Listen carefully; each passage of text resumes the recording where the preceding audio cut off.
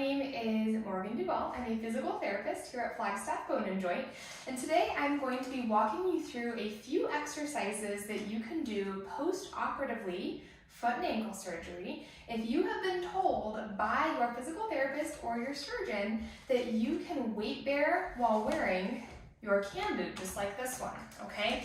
Now you have probably also been given a list of exercises that looks like this. There's another video that goes through the first several pages of exercises that are non-weight bearing. So for the exercises that you do from a seated or a lying down position, I want you to go through those and watch the separate video that is here on my YouTube channel and on the Flagstaff Bone and Joint website that is for non-weight bearing foot and ankle exercises post-operatively, okay? So that is the first 5 pages are all non-weight bearing. We are going to skip to page number 6.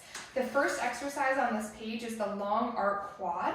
That's a non-weight bearing exercise and is covered in the other video that I was talking about.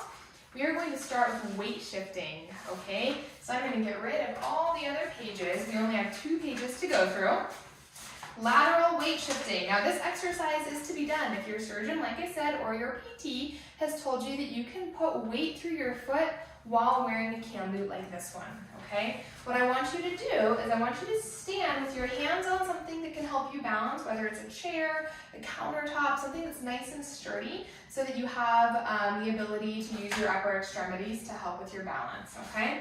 And all you are going to do is you'll point your toes straight forwards, and you'll shift your weight from one side to the other. So you're trying to shift as much weight as you can onto your operative foot in the boot, okay? We're shifting from one side to the other.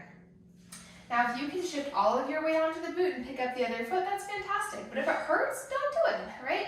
This is all about very gently exposing you to weight bearing. So be sure that you are not pushing into any severe pain and just go as far as you can, as much of your body weight as you can tolerate on that boot. Okay, we're gonna do 10 repetitions together. That's 1, 2, 3, 4, 5, 6, 7, 8, almost done, nice and easy, 9, and then one more is number 10. Excellent. Okay, the next exercise is also a weight shifting exercise. I'm going to turn a little bit so you can see better, but you'll be placing your boot back to shift and then forwards to shift, okay? So we're going to simulate walking, what it's going to be like when you do come out of the boot and you're walking with no boot. So let's start with the boot backwards, okay? And if you notice here, I'm wearing a tennis shoe that has a really, really thick sole. I recommend wearing sneakers that have a super thick sole when you are weight bearing as tolerated in your cam boot, so you're not like hobbling around when you're walking, right? If you don't have a sneaker with a thick sole like this one, you can purchase external shoe lifts that actually go on the outside of your sneaker and elevate the shoe a little bit. You can buy those from Flagstaff Bone and Joint. You can also purchase them on Amazon or online. So if you have any questions about that, you can always reach out to me or any of the other physical therapists at Flagstaff Bone and Joint, or you can just check out the link in the notes of this video and you'll see a link to Amazon where you can purchase a shoe lift, okay? All right, anyways, back to our exercise. So you are going to have your booted foot backwards, your non-booted foot forwards, hands are on the chair for balance, and we are going to shift weight forwards and backwards, okay? Now as you can see, I'm rising up on my tippy toe in the boot, and then the heel is coming back down. Let's do 10. 1, 2, 3, 4, almost there, 5, this should be nice and easy, I don't want a lot of pain, 6, might be a little uncomfortable, but should not be painful, 7, 8, 2 more, 9, and last one, 10.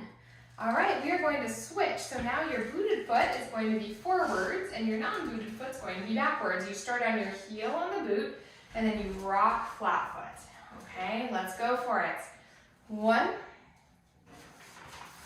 2, 3,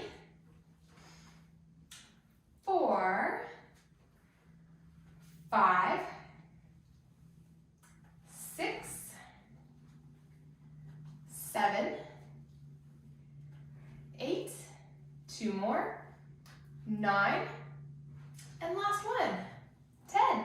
Excellent, that was pretty easy, right? Wait till we get to the next one.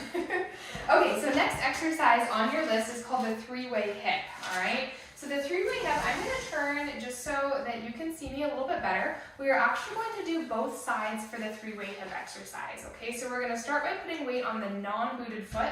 You'll place your hand on your chair for balance. What's really important here is that you don't let your hip drop like this, okay? So I want you to squeeze your glutes and stand up nice and tall. Standing up nice and tall on that non-booted foot, you'll take your booted foot to the front, then to the side, then to the back. Both knees are totally straight here. That was 1 repetition all the way around. Let's do 10. Here's number 2. Stand tall, squeeze your glutes. You should really feel your standing glute working. Here's 3. Side, back. You're gonna feel the booted leg too, but really and truly it should mostly be the standing leg where you feel your glutes.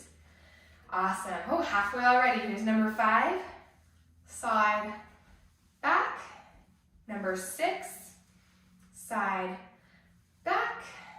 Number 7, try to point your toes forwards the whole time, right? So you're not letting them turn out, you're pointing forwards.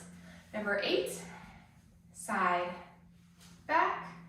2 more. Number 9, side, back.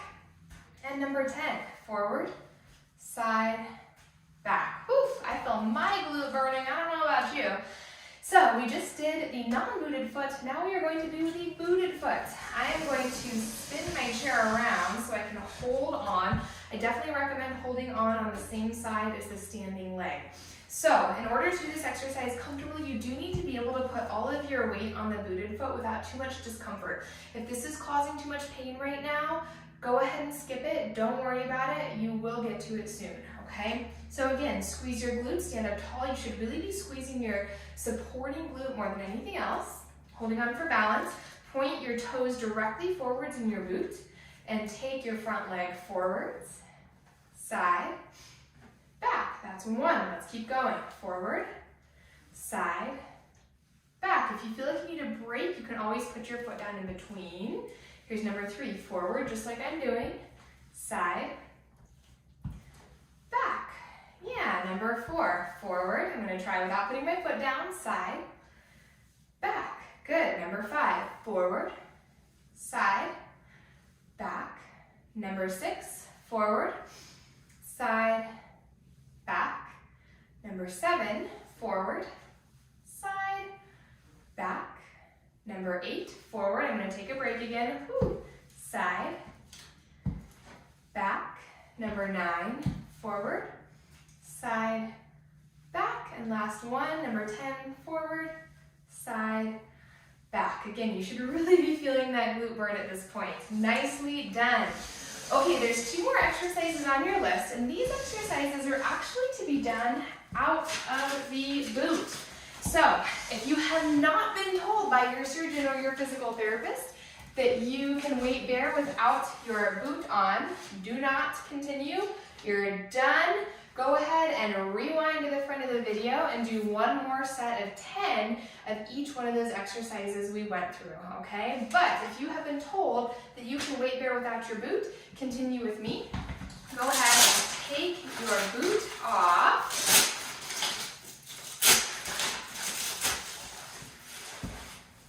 And you can put on your other shoe. So I am wearing some pretty supportive shoes right now that have a really good sole on them. They're really, really squishy, so they protect the bottom of my feet pretty well. Shoes like this are really good post-operatively. Brands I like are Hoka's, H-O-K-A, and Ultras, A-L-T-R-A. That's what I'm wearing right now. And just make sure you go for something post-operatively that has a nice, thick, squishy sole so that your foot has lots of padding as you are healing, okay? All right, so now that the boot is off, we will turn the chair around. We have 2 exercises with no boot. Heel and toe raises are first. So standing with your hands on the chair so that you have nice, good balance, you are going to try to rise up onto your tippy toes, lift your heels as much as you can. If they don't go super far like mine right now, that's okay. Just rock your weight forwards towards your toes and then put your heels down. And same thing, can rock your weight backwards and lift your toes up. All right, so you're just rocking forwards and backwards. Don't worry about getting super high. Do not push into pain. Just gently shift the weight forwards and shift the weight backwards. Let's do 10 together. That's 1, shifting, yes. 2, make sure you're still squeezing your glutes, engage your core, stand up nice and tall. So what I don't want is this, right? It's cool to watch your toes, but it's even cooler to stand up tall. I think we're on number 4, we'll go with that. Number 5, if you get an extra rep in, it's good for you. Number 6, 7, last 8, 9, and then last 1, 10. Rock forwards and rock backwards. When you're doing this exercise, make sure that you're keeping your weight really neutral throughout your foot, meaning you're not rolling to like the outsides of your feet and you're not rolling to the insides of your feet, right? So the weight is pretty evenly spread across the bottom of your foot. Okay, final exercise is your squat chair tap, okay? So, squat chair tap. You'll be sitting on the edge of your chair. You're not going to use your hands to press up, okay? So you can cross your arms over your chest like in the picture, or you can just let your arms be free, maybe on your hips. But the goal here is not to use your arms to press up, okay? So make sure that your feet aren't too far forwards and that they're not too far backwards, right? They should be just behind where your knees are at. You will lean your weight forwards, ground down through your feet, straighten your knees, squeeze your glutes on the way up, okay? Now I don't want you to plop back down onto the chair. As you sit down, just tap your glutes to the chair and then come right back up, okay? So you're not sitting all the way down. Tap your glutes to the chair and come right back up. Now I'm going to turn to face you so that you can see something important. When you are doing this exercise, make sure that your knees aren't knocking in like this, okay? So make sure that the knees are actually pressing out so that you are keeping them directly on top of your ankles and not allowing them to come in, okay? Let's do 10 together. So remember, ankles are just below the knees, maybe a little bit closer, but not too much. Shift forwards, weight into your feet. We go up. 1, tap the glutes. 2, tap the glutes. 3, squeeze your butt at the top. Gaze is down, it's not up like this. You're not craning your neck, right? 4, nice neutral neck. 5, squeezing your glutes at the top. 6, 7, squeeze. 8, 9, and 10. Whew, nicely done, guys. Okay. Excellent work. Thank you so much for watching. I do highly recommend that you rewind the video to the beginning and repeat all of these exercises again 10 times each. You should be going through all of your post-op exercises 1 to 2 times per day, 4 to 5 days per week, okay? Never push into pain. You might feel some stiffness, some tightness, some discomfort, but you should not feel any severe or sharp pain. If you do, please back off a little bit. You may be pushing a little bit too hard. Respect your body, respect your pain, and let it be your guide. The purpose of these exercises are to slowly transition you towards weight bearing, both in and out of your boot, depending on where you are in your stage of rehab. If you have any questions, please feel free to reach out to me. Again, my name is Morgan Duval. You can find me in the physical therapy gym at Flagstaff Bone and Joint, or you can just send me an email. My email address is mduval, that's D-U-V for Victor, A-L, just 1 L, at flagstaffboneandjoint, all spelled out, .com. Thank you so much for watching and good luck with your rehab.